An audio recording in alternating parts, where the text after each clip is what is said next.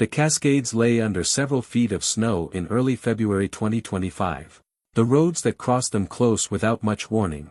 On February 6, 2025, a vehicle traveling through a remote stretch of highway in Washington state left the road and became stuck in deep snow. The occupants were alive. The nearest town was not visible. There was no cell signal. Outside, the temperature was dropping. What followed lasted 9 days. The Cascade Range runs north to south through the center of Washington state, dividing the mild, wet climate of the Pacific coast from the cold, dry interior plateau. In winter, the mountains receive some of the heaviest snowfall in the continental United States. Certain passes accumulate more than 50 feet annually. The forest is dense, Douglas fir, western hemlock, Engelmann spruce.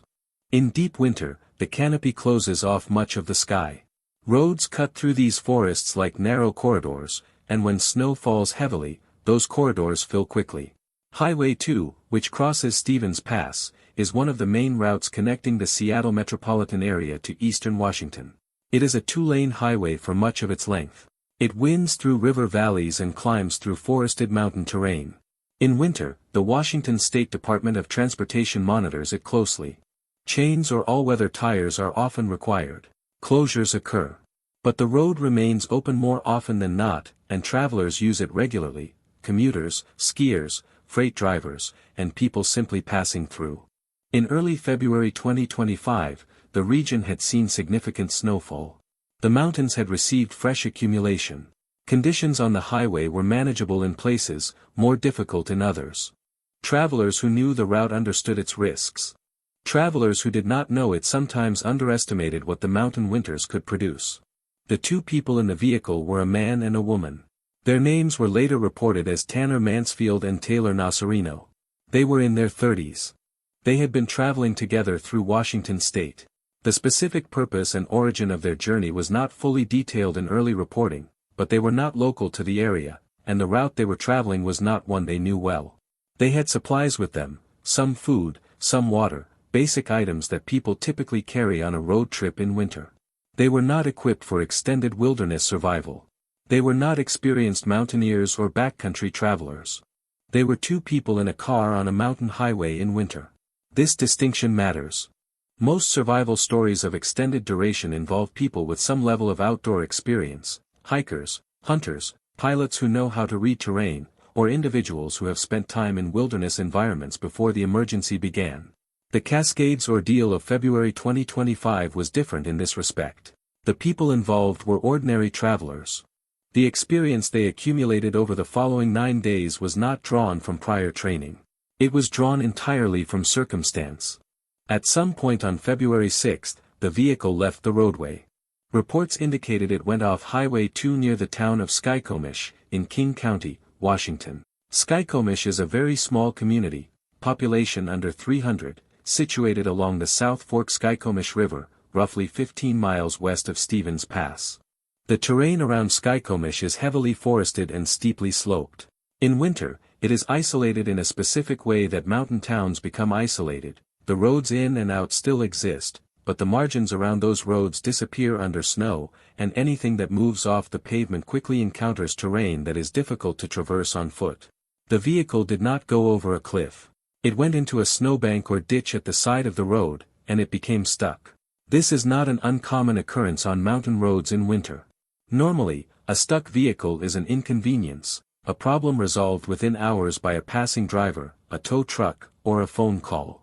But, in this case, the vehicle was not immediately visible from the road.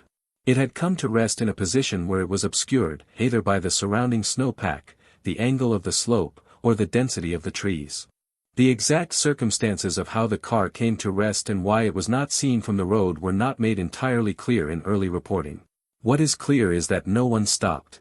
No one called for help on their behalf. And the 2 occupants found themselves in a situation that was not going to resolve itself. They had no cell service. In the mountains along Highway 2, cell coverage is intermittent under normal conditions and can become entirely absent in terrain folds or low-lying areas adjacent to the road.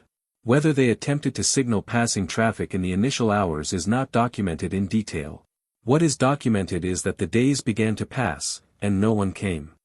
The first priority in a vehicle survival situation is warmth. A car, even a disabled car, provides significant insulation. The metal body blocks wind. The windows prevent convective heat loss. The seats and interior absorb body heat and hold it against the cold outside. A car is not a shelter designed for extended survival, but it is far better than open exposure. Mansfield and Nocerino remained in the vehicle. This was the correct decision.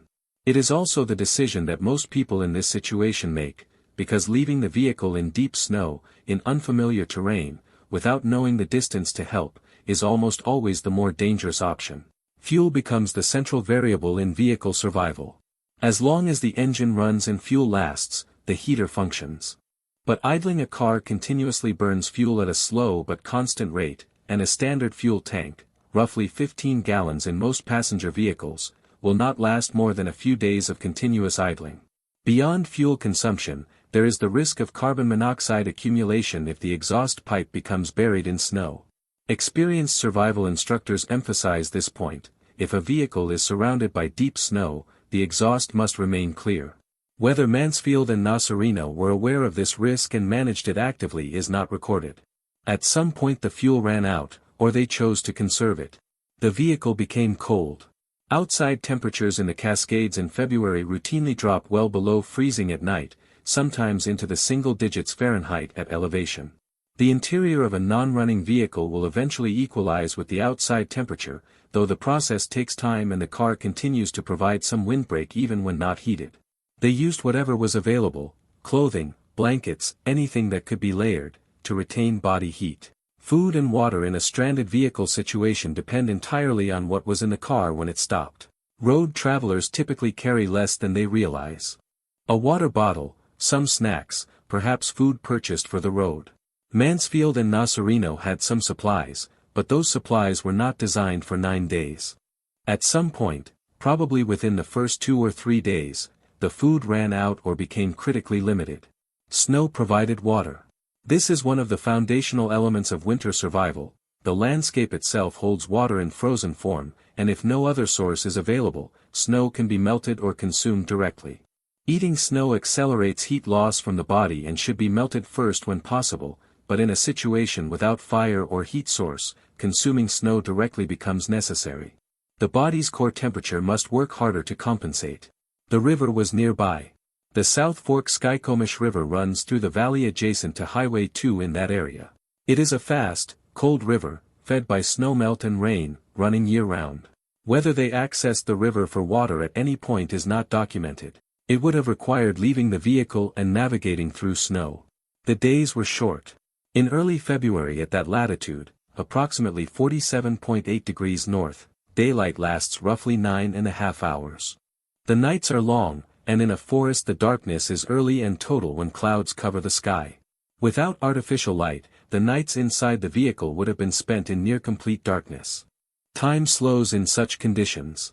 This is well documented in survival literature and in the accounts of people who have endured extended isolation. The perception of time distorts, and the hours between sleep and daylight become very long. Meanwhile, no one immediately reported them missing. This is one of the consistent features of survival cases that extend beyond a day or two. The missing persons had not left a clear itinerary with someone who would notice their absence quickly.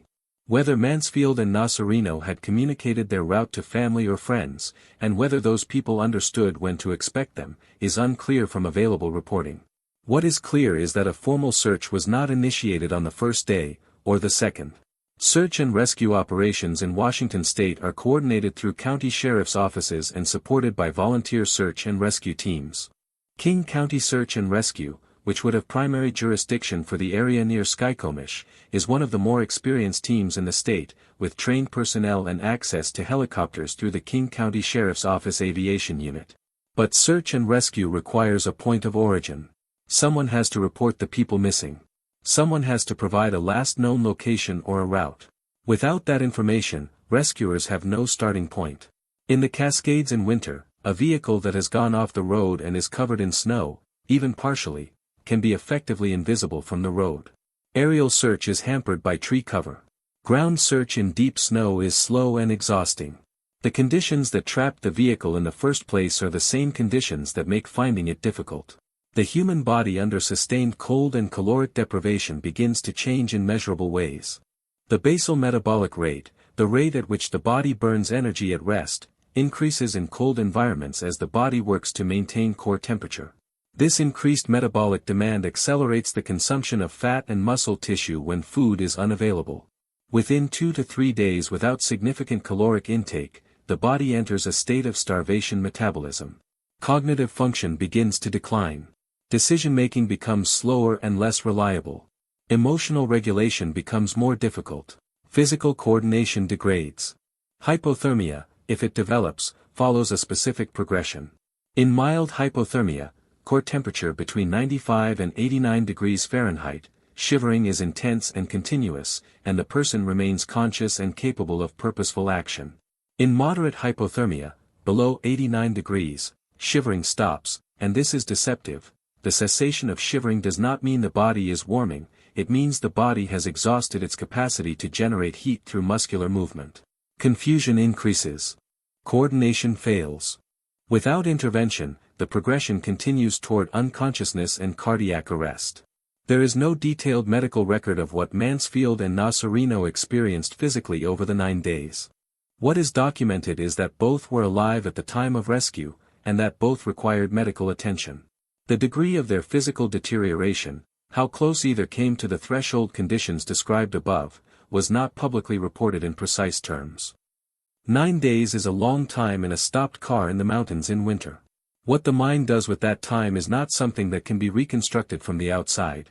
Survivors of extended isolation, from shipwrecks, from collapsed buildings, from caves and crevasses and remote wilderness, describe different internal experiences depending on their personality, their prior experience, and the specific conditions of their confinement.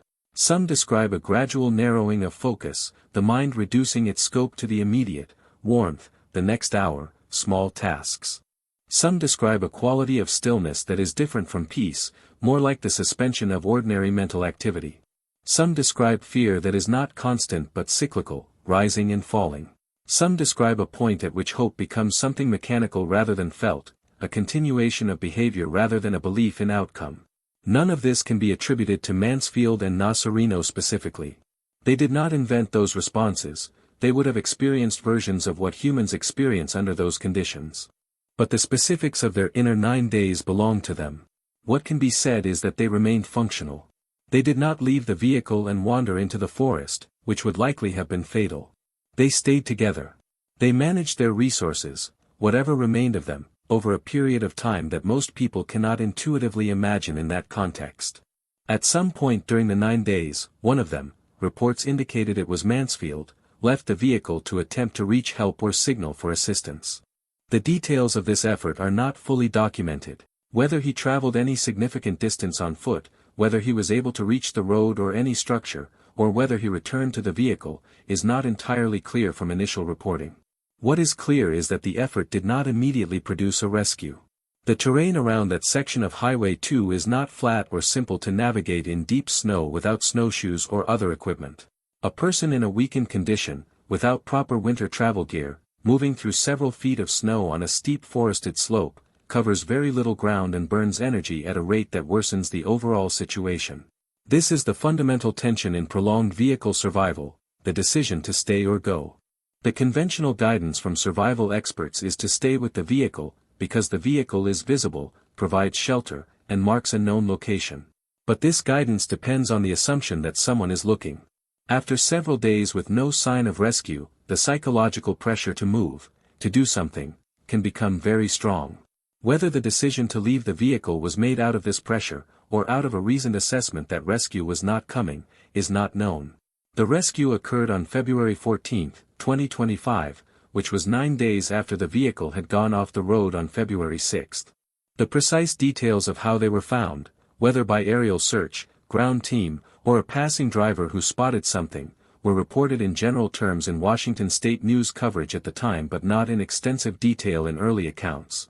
What was reported was that King County Search and Rescue was involved, and that both individuals were located and transported for medical evaluation.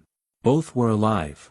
The recovery process after extended cold and starvation exposure typically involves gradual rewarming, rapid rewarming can cause cardiac arrhythmia as cold blood from the extremities returns to the core, and careful nutritional reintroduction, since the gastrointestinal system adapts to the absence of food in ways that make sudden refeeding dangerous.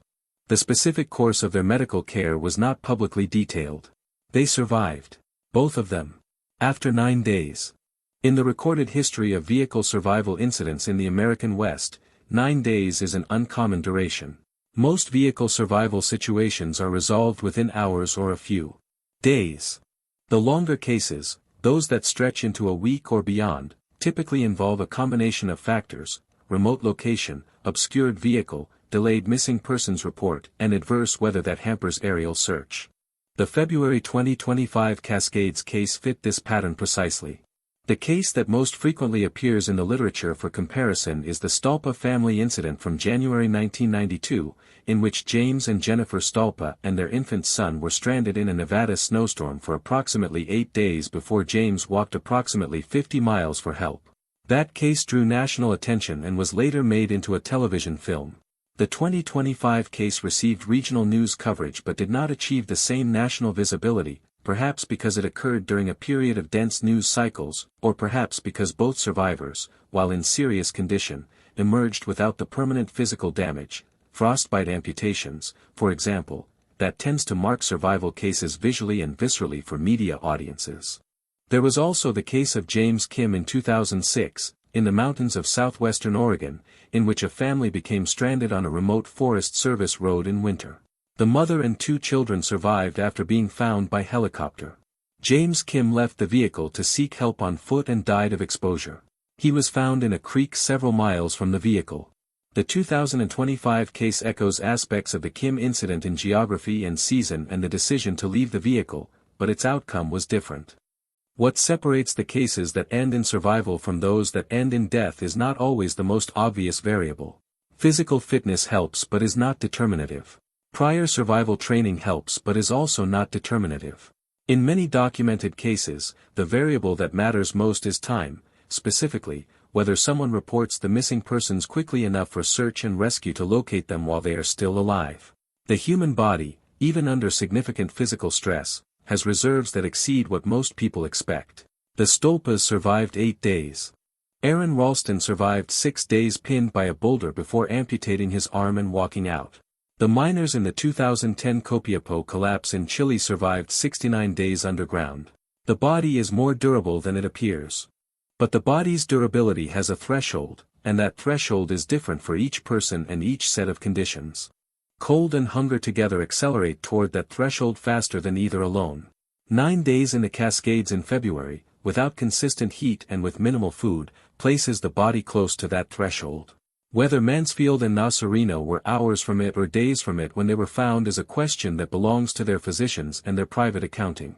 The mountains along Highway 2 did not change after the rescue. The South Fork Skykomish River continued running cold and fast through the valley.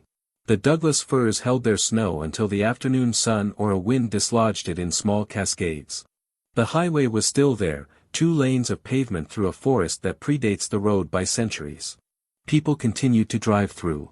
Most of them arrived where they were going without incident. The highway is used by thousands of travelers each winter, and nearly all of them pass through Skykomish without stopping, because there is no reason to stop, and because the mountains in February are beautiful in a way that does not announce danger. The spot where the vehicle left the road, its exact location was not publicly marked, became unremarkable again once the snow covered it. By late February, there was nothing there that a passing driver would have noticed. Survival is sometimes framed as evidence of something: willpower, resilience, the force of wanting to live. These framings are not necessarily false, but they impose a narrative onto a process that is, at its core, physiological and circumstantial. The body maintains itself through cold and hunger according to mechanisms that evolved over millions of years and that operate largely outside conscious control. The mind contributes, decisions matter, discipline matters, the choice to stay in the vehicle rather than wander matters, but the body's work is its own. What Tanner Mansfield and Taylor Nocerino demonstrated over 9 days in the Cascades in February 2025 was not heroism in any cinematic sense. They did not climb a mountain or cross an ocean. They sat in a stopped car in the mountains and waited, and their bodies kept going, and eventually someone found them. That is what survival looks like, most of the time. Not movement, but endurance. Not action, but continuation. The difference between those who survive and those who do not is often simply this: they were still there when help arrived. The Cascades were cold that February. The nights were long. Both of them stayed.